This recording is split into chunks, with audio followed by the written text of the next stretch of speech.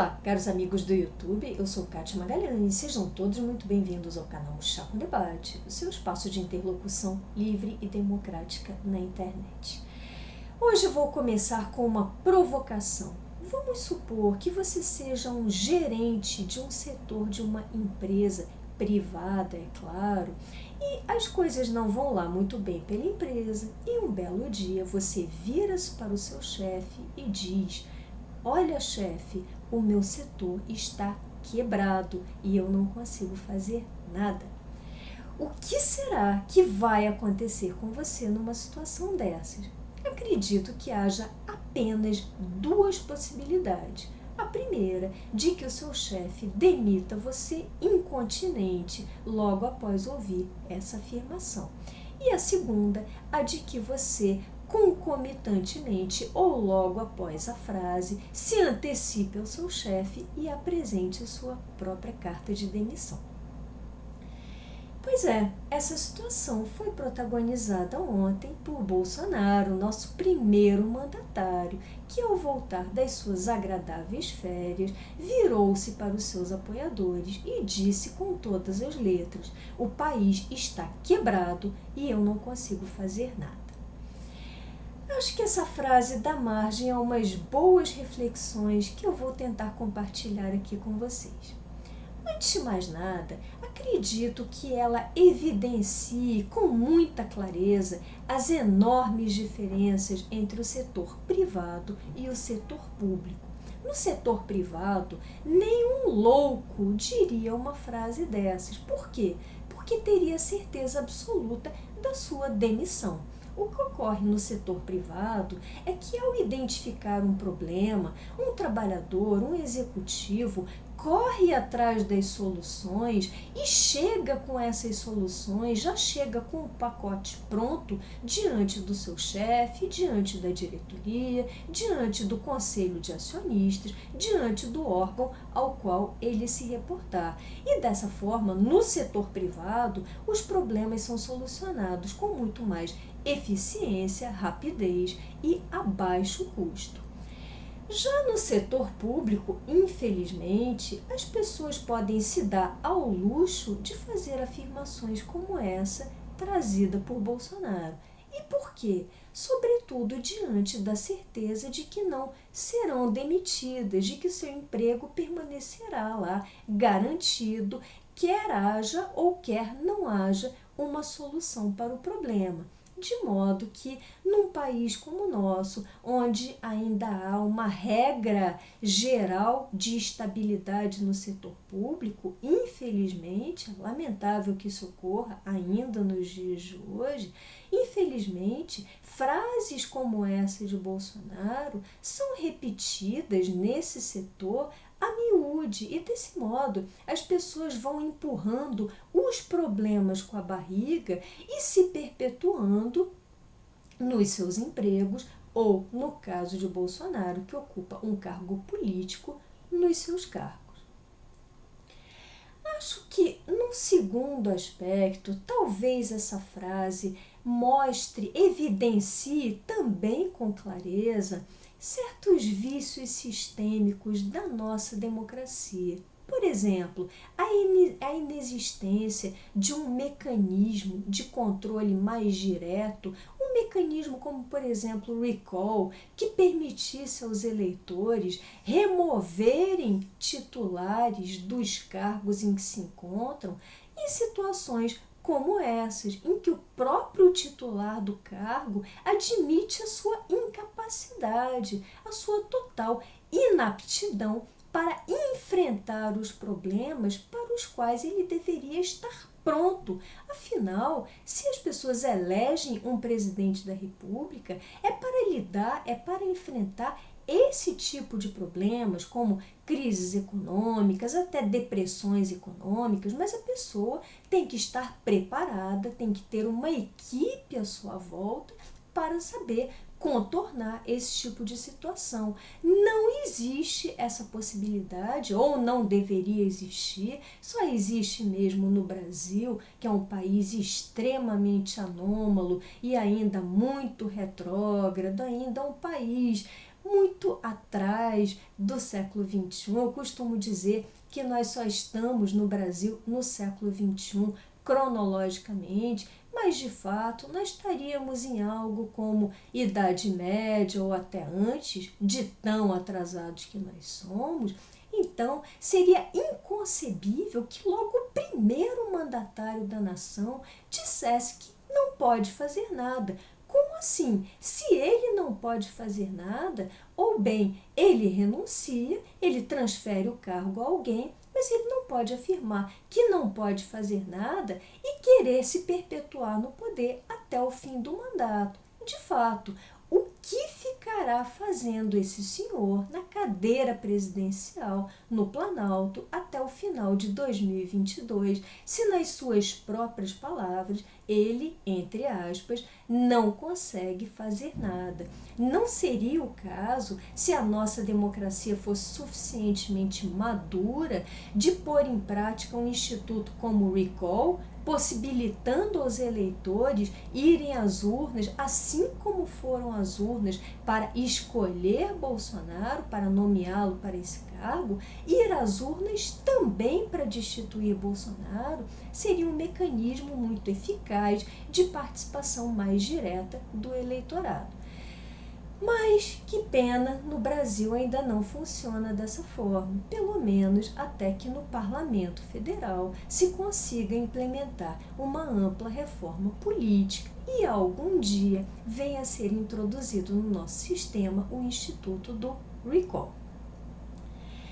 Tecidas essas breves considerações, fica a pergunta: e quanto ao mérito da frase em si, o que vocês acham? Será que o Brasil está realmente quebrado? E se estiver, será que Bolsonaro, mesmo na qualidade de primeiro mandatário, não pode fazer nada para contornar essa situação?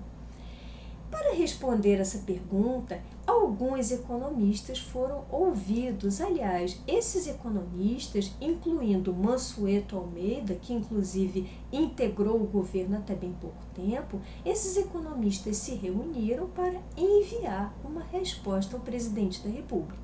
Vou deixar aqui na descrição do vídeo o link da reportagem com a manifestação na íntegra de todos esses economistas. Sintetizando aqui para vocês, esses economistas têm uma visão mais otimista que Bolsonaro, ou seja, acham que o país não está quebrado.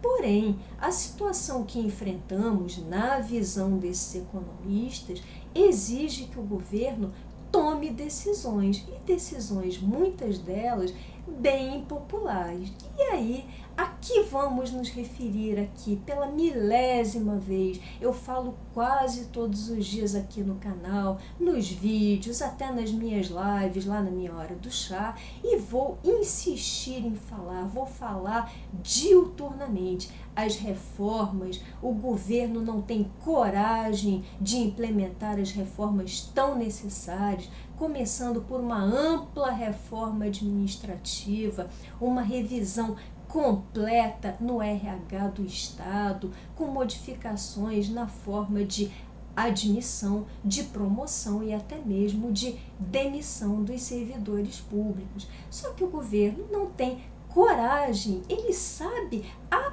pessoas lá dentro, há um staff a serviço de Bolsonaro que sabe que isso deveria ter feito, mas Bolsonaro não tem coragem de optar por essa solução, que seria uma opção política muito impopular, digamos assim, porque mexeria com interesses de corporações bem poderosas. E aí o que fez Bolsonaro?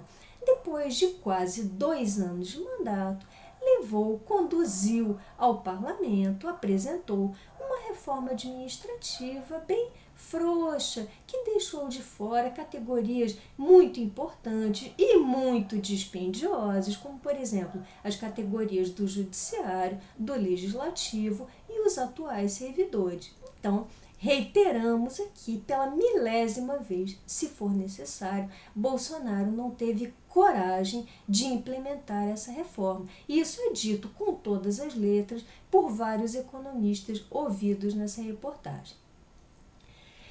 A par da reforma administrativa, onde estão as tão prometidas privatizações? Ponto também muito enfatizado por esses economistas. Só que Bolsonaro até agora não teve coragem para proceder a essas tão alardeadas privatizações.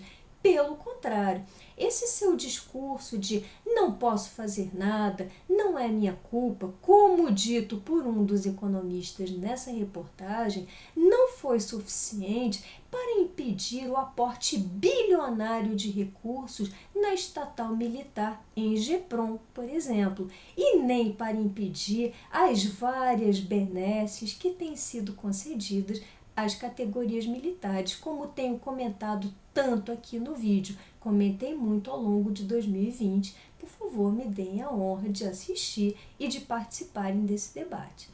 Portanto, pessoal, o Brasil tem jeito, não está quebrado. O que falta, no dizer desses economistas, de pessoas muito abalizadas no assunto, seria coragem para tocar todas essas reformas, a administrativa, a tributária, da qual nem se fala mais, parece que foi enterrada, para tocar toda essa reforma do Estado, no qual Bolsonaro sequer ousa mexer. Aliás, Bolsonaro se comporta como um burocrata que está ali contando o tempo, talvez favorecendo sua família, talvez favorecendo seu clã, pessoas próximas, mas que não está nem aí para a solução dos nossos problemas.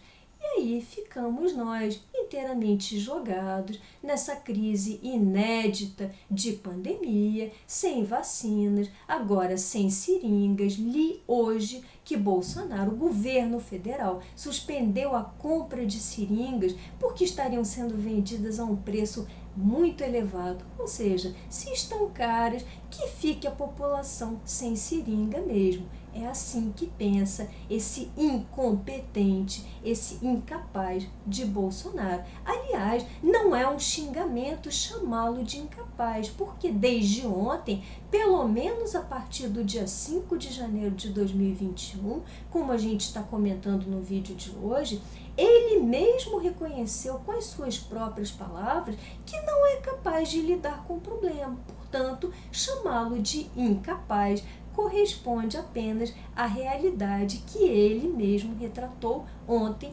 diante de seus apoiadores, diante do país inteiro. E aí, até quando vamos tolerar esse senhor sentado no Planalto? Até 2022? Porque ontem, nessa tal declaração, após dizer ser incapaz de lidar com o problema, ele ainda concluiu a sua bravata e afirmou que vamos ter que aturá-lo até o final de 2022. Será mesmo, senhor Bolsonaro? O senhor garante isso? Isso significa que o senhor está passando um verdadeiro trator em qualquer possibilidade de impeachment, em qualquer possibilidade de julgamento da regularidade da sua chapa no TSE? É isso mesmo? O senhor, mais uma vez, está tentando passar por cima das nossas instituições e se perpetuar no poder, pelo menos até o final de 2022, já que todos nós sabemos que o senhor mira mesmo na sua reeleição, agora que o senhor tomou o gosto do poder, não quer mais largar a cadeira? Então, Brasil, será que vamos ficar quietinhos, caladinhos, aguardando, enquanto esse senhor contempla as quase 200 mil vidas humanas que já se foram e agora talvez se vão a uma velocidade ainda maior, agora que nem seringas temos, já não tínhamos vacina, agora também não vamos ter seringa. Vamos contemplar toda essa crise econômica que vai galopar provavelmente ao longo desse 2021. Vamos tolerar isso? Espero que não. Espero que a gente continue aqui nas redes, exercendo o nosso legítimo direito ao protesto, à indignação e pressionando as instituições para que hajam o mais rápido possível para a remoção desse senhor que nos prejudica a cada dia, inclusive com declarações como essas, mostrando o país no Brasil e no exterior como um país quebrado. Ora, se o primeiro mandatário do país diz que ele é quebrado, ou seja, não confia no sistema, são investidores externos que vão confiar. Você, se fosse investidor externo, compraria títulos de um país presidido por alguém que diz que o próprio país está quebrado? É claro que não. Dessa forma, ele só nos prejudica e, pior, não faz nada, se diz incapaz, mas ele disporia sim de meios, como a gente comentou um pouco no vídeo de hoje e como muito destacado por esses economistas, é claro que ele disporia no nosso sistema presidencialista não só de meios, mas de muitos meios para solucionar o problema. Aliás, ele subiu ao poder propondo mudanças, propondo reformas, propondo uma liberalização da economia. O que não fez, nada disso se concretizou. Então aqui fica o meu protesto, o meu desabafo contra esse senhor. Acredito que essa situação seja cada vez mais intolerável e espero que as nossas instituições, ou o que tenha sobrado delas, se mexa o quanto antes para remover esse senhor do Planalto. Bom, essas eram as reflexões que eu gostaria de compartilhar com vocês hoje. Se tiverem gostado desse vídeo, deixem seus likes, comentem. Por hoje me despeço e até o próximo Chá com Debate.